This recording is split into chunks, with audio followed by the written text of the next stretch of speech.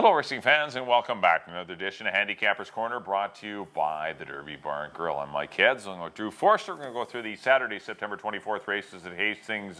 Good 7-race program kicking off the weekend's action. And should be good weather this weekend. We did have some rain last Saturday, but did clear up for Sunday, which was another very successful day. As we are getting near the end of the meet, we have a lot of good races. Big races. Two good futurities. Kermode with the Kermode stable, Pat Jarvis. Brian Anderson et al. And Pat Jarvis and Amadeo Perez with a well-timed ride. And he's been on fire in the stakes races. No, I know. He's just won everything. He's cleaning up. And second in the girls, which was won by Phil Hall, Dennis Tucker, Dennis Arrojo for Spirit Bay. Congratulations to them.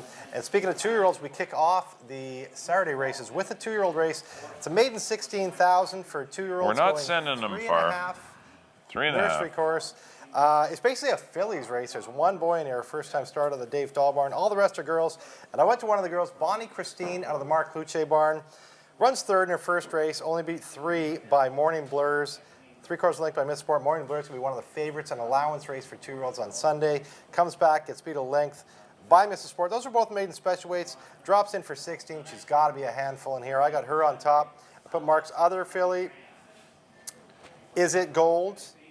One of the was Ole Nielsen, a Canmore bought from Keeneland last fall. We're watching the Keeneland sale go on right now. I know he's bought one so far this year as well. I got that one in the second. Bug by Jose Asencio takes over. Has some decent works in the past. I mean, I think it's Bonnie Christine, then everybody else take your pick. The works aren't spectacular of anybody, but I do like Is It Gold second. I put JJ seal of the deal. Patty Leaning having a very good year.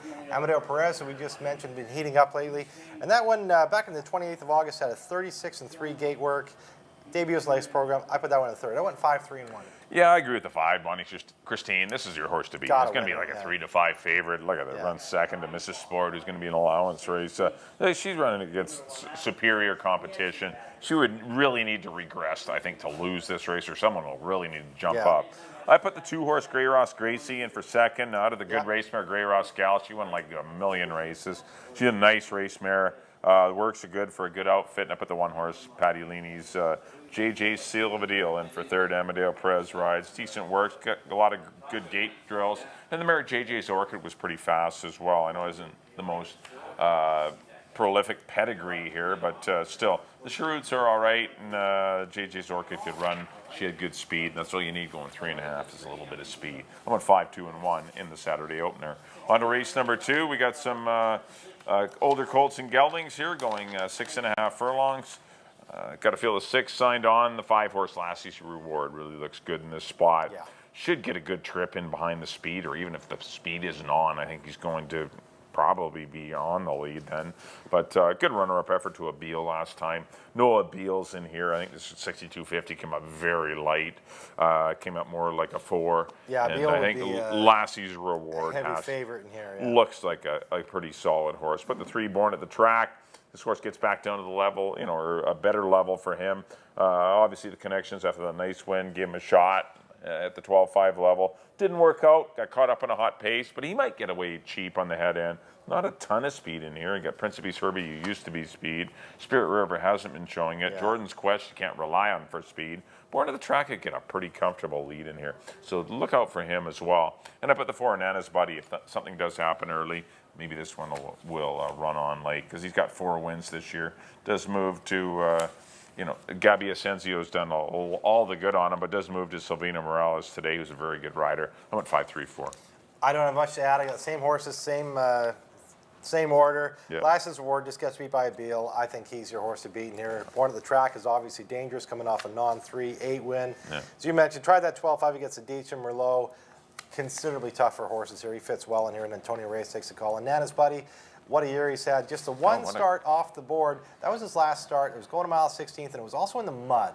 He might not have cared for the muddy track, so I got him in there with a chance too. Same horses, Mike, 5, 3, and 4 for me in the second. On the third, fillies and mares, 4,000, going 6.5 furlongs. Good little field here. I went with a 7 Rachel Run, 1 for 4. Only got beat 2 lengths by Pretty Reckless last time. I thought she ran a really good race by a standout in Pretty Reckless in that the handicapped starter series championship race. I thought just a beautiful race by her there. Much easier company here. I like Rachel Run. I put Ariki Princess in the second spot. Ran a big race last time and just got a little tired late. She'd had about a month off. She should come back sharper into this race. Johnston having a good year. And I put Zanita Rose in the third spot. She ran third in that race, and she had some trouble down the lane. Got stopped at the 16th pole, or she might have been closer. Hamel 6 with her. I got her in the third spot. I went 7-3-4.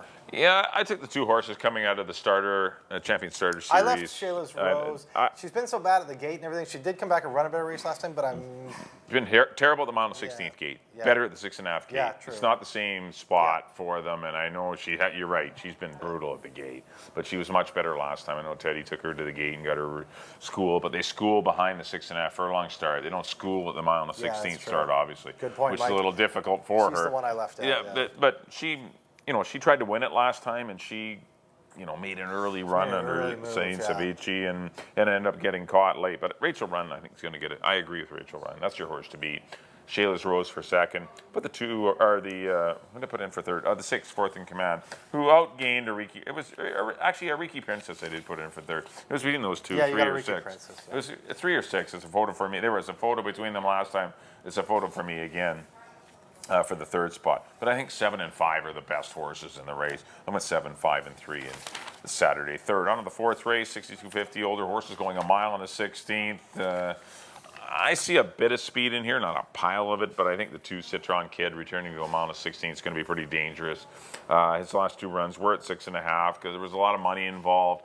The finale of the starter series, for some reason, is 6.5 furlongs, and it eliminates a lot of horses, and it eliminated Citron Kid, who contributed to the series, and I don't know. I just not a big fan of the series, as you can tell. It's let's just leave it at that. But Citron Kid gets out at a mile and a 16th. That's his best distance, and I think he's going to be pretty dangerous. Put the 4-horse Bear Rock and Roll in for second. The old veteran. He's always, there or thereabouts. He hasn't been winning at the same rate he used to, but still he's got to be respected at this level. And I put the 3-horse Distillery in for third. It's between him and Rosie's Notice for third. So I went 2, 4, and 3, but I do like Citron Kid finally getting back out to a mile and a 16th after a series of sprints in the fall. Yeah, absolutely. I'm with you, Citron Kid. We should mention this race will be named after a good friend of ours, Brody Sorensen, who passed away in January. Was very popular here at the Derby as well at the track. Just a real good guy. Awesome. And, awesome kid. Really good guy, and he passed away far too young. And I like his father's horse in here. I think I'm very... That'd work out really good. This could be good. so cool. Kid could win for Praven Sorensen, his father. I got Citron Kid on top. I think he's the horse to beat in here. One try at a mile 16th at this track, and it was a winning one over Step Up for the Money, who came back to win at the marathon, the $5,000 level. I like Citron Kid to win. I'm the same with you. I got Bear Rock and Roll in second and Distillery in third. I got 2, 4, 3 in the fourth. On to the 5th race, Fillies and Mares Maiden 4,000 going 6.5 furlongs. I went to Cashfield. One of 2 Barb Heads runners in here. A good second last time behind Get Aboard, who was dropping down and was very tough. And she was well clear of the 3rd horse. Darren got 20. I like Cashfield to win it. I like her off the pace style. I put Harbor the Storm in the 2nd spot. Good race for her last time. She dropped down to the $4,000 level.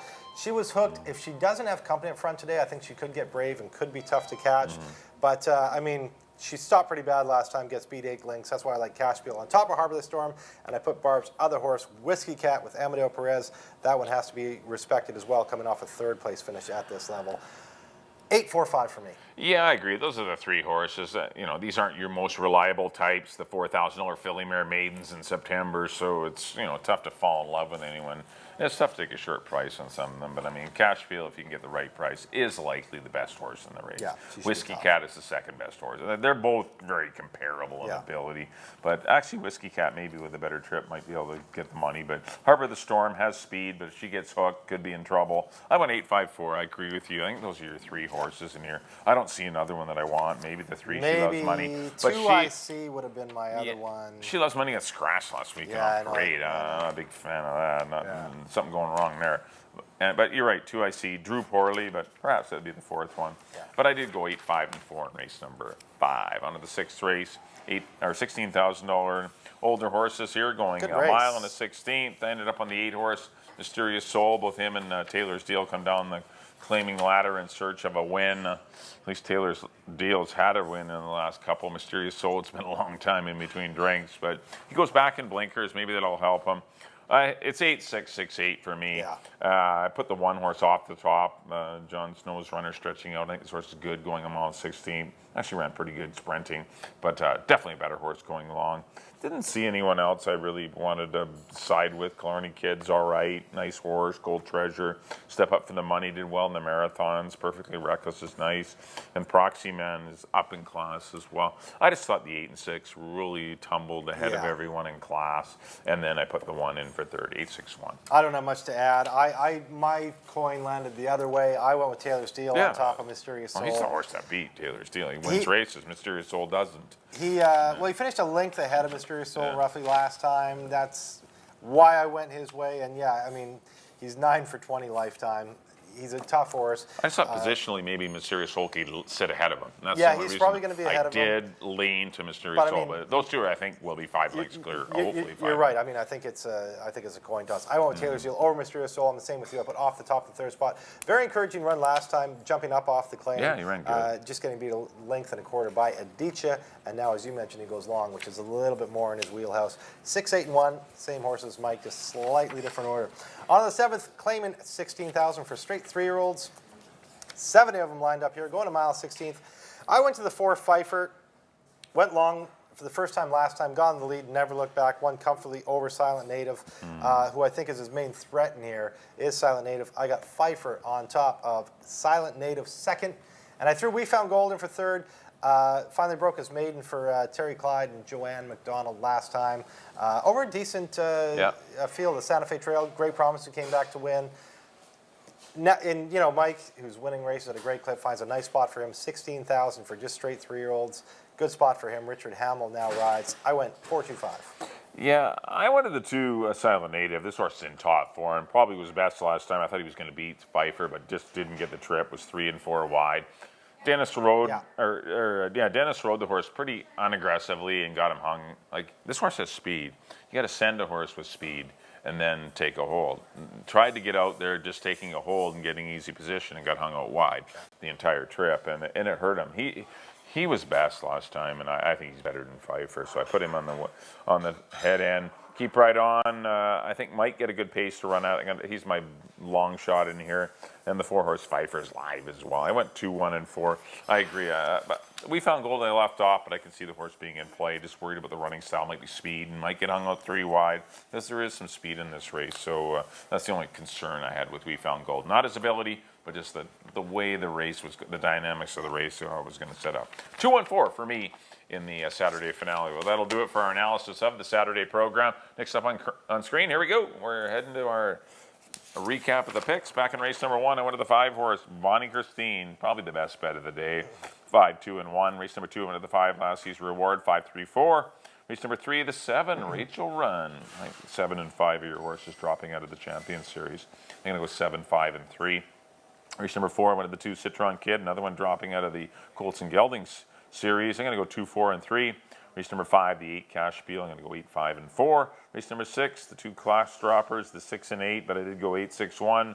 And race number 7, the 2 Silent Native. Brutal trip last time. Better one today. 2, 1, 4. Well, I don't have much to add. Our picks are very similar on this Saturday. I'm the same. First race, number 5, Bonnie Christine. Best bet of the day over the 3 and the 1. Second race, number 5, Last Year's Reward over the 3 and the 4. In the third, number 7, Rachel Run over the 3 and the 4. In the fourth, number 2, Citron Kid. Love to see Praven Sorensen win that. Yeah, that'd be cool. For the Brody Sorensen Memorial. Yeah. Number 5, number 8, Cash Spiel over the 4 and the 5. In the 6, I disagree with Mike in the last 2. I went on Taylor's Deal over Mysterious Soul in a tough race with 1 off the top in the third. And the nightcap, I went to the 4 Pfeiffer over the 2 and the 5.